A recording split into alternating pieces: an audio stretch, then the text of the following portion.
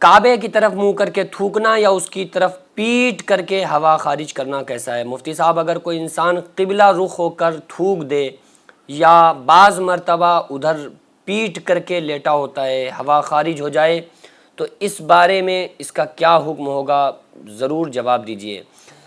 دیکھیے، کعبے کی طرف رخ کر کے تھوکنا یا بعض مرتبہ ایسا ہوتا ہے کہ جب لوگ لیٹ رہے ہوتے ہیں نا، تو شمال یا جنوب کی طرف ان کا سر یا پیر ہوتے ہیں، یعنی کہ قبلہ رخ ادھر ہے، تو اس طرح سے اگر کوئی انسان لیٹا ہوا ہے اور اس کی پیٹھ جو ہے وہ قبلہ رخ ہے اور ہوا خارج ہو گئی، یا پھر قبلہ رخ ہو کر تھوکنا، اسلام میں یہ عمل کیسا ہے اور اس سے فرق کیا پڑے گا انسان کے اوپر؟ اچھی طرح سے اس کو سمجھ لیجئے۔ قبلہ جو ہے نا، وہ بہت ہی متبرک جگہ ہے، کیونکہ وہ بیت اللہ ہے، اللہ کا گھر ہے۔ اس کی عزت عظمت ہم پر لازم ہے، ضروری ہے۔ کیوں؟ کیونکہ ہم ادھر قبلہ رخ ہو کر نماز پڑھتے ہیں۔ اگر کوئی انسان یہ کہے کہ اگر ہم نے ادھر پاؤں پھیلا لیے یا ادھر ہم نے تھوک دیا قبلہ رخ ہو کر تو کعبہ نظر تھوڑی آ رہا ہے، تو بھائی نماز ہم پڑھ رہے ہیں تو بھی تو کعبہ نظر نہیں آ رہا ہے، پھر ہم کیوں کہتے ہیں نیت کرتا ہوں میں 2 رکعت نماز یا 4 رکعت نماز، منہ میرا کعبہ شریف کی طرف، منہ میرا کعبہ شریف کی طرف نظر آ رہا ہے کعبہ؟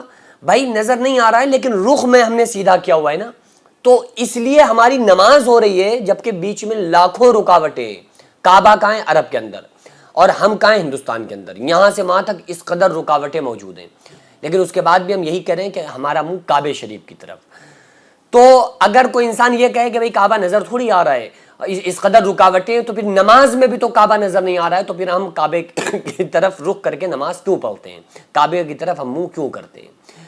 تو یہ تو بالکل ایک بیکار سی بات ہے کہ کعبہ نظر تو نہیں آ رہا، اس میں کیا ہو گیا؟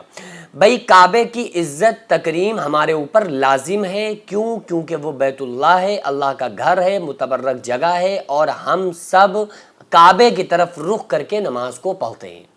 تو قبلہ رخ ہو کر تھوکنے کے بارے میں جو احادیث سے ثابت ہے بات، احادیث کا جو مفہوم ہے وہ ممانعت آئی ہے۔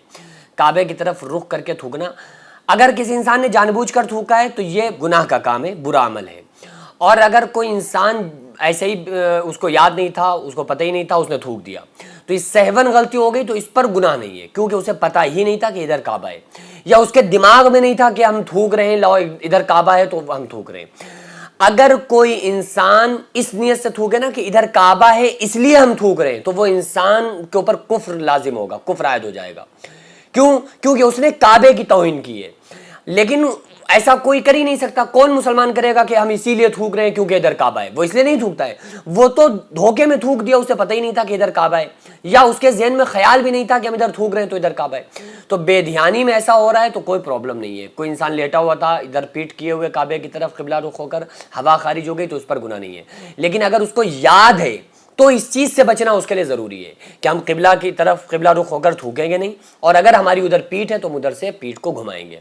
اسی طرح سے آقا علیہ الصلوۃ والسلام نے ارشاد فرمایا کہ مشرق اور مغرب، یعنی کہ کعبے کی طرف منہ کر کے نہ آپ پیشاب کر سکتے ہیں اور نہ ہی آپ بیت الخلاء لیٹرنگ کر سکتے ہیں۔ یعنی کہ جب انسان پیشاب قضاء حاجت کے لیے بیٹھے نا، تو کعبے کی طرف نہ انسان کی پیٹھ ہونا چاہیے نہ اس کا منہ ہونا چاہیے، تو کعبے کے اپوزٹ ہونا چاہیے، یعنی ادھر کعبہ ہے تو انسان کا منہ ادھر ہو یا ادھر ہو، تو کعبے کی طرف نہ پیٹھ ہونی چاہیے نہ انسان کا منہ ہونا چاہیے۔ تو اگر انسان ایسا کرتا ہے، جان بوجھ کر کرتا ہے، ظاہر سی بات ہے جب لیٹرنگ بنوا رہا ہے تو وہ ظاہر سی بات ہے کہ اسے پتا ہے کہ کعبہ ادھر ہے، تو یہ بہت سخت گناہ ہے، اس چیز سے بچنا چاہیے۔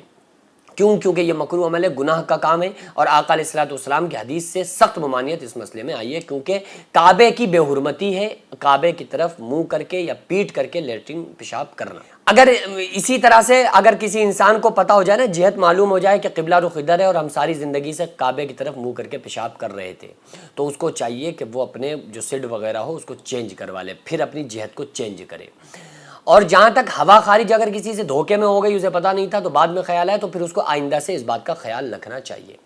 تھوکنے کا مسئلہ جہاں تک ہے تو تھوکنے سے اگر اس کو یاد آ جائے ذہن میں ادھر کعبہ ہے تو اس کی طرف تھوکنے سے بچنا چاہیے۔ دھوکے میں تھوک دیا تو اس میں اس کے اوپر کوئی گناہ نہیں ہے، کوئی اس کے اوپر عذاب نہیں ہوگا، اور ایسا نہیں ہے کہ اگر اس نے دھوکے سے تھوک دیا تو اب اس کے اوپر کوئی کفارہ لازم ہو، تو اس کے اوپر کوئی کفارہ نہیں ہوگا، بلکہ اس کو چاہیے کہ اللہ سے معافی مانگے کہ اے پروردگار عالم، ہم نے بس دھوکے سے ہم سے غلطی ہو گئی، تو ارحم الراحمین ہے، تو ہمیں معاف فرما۔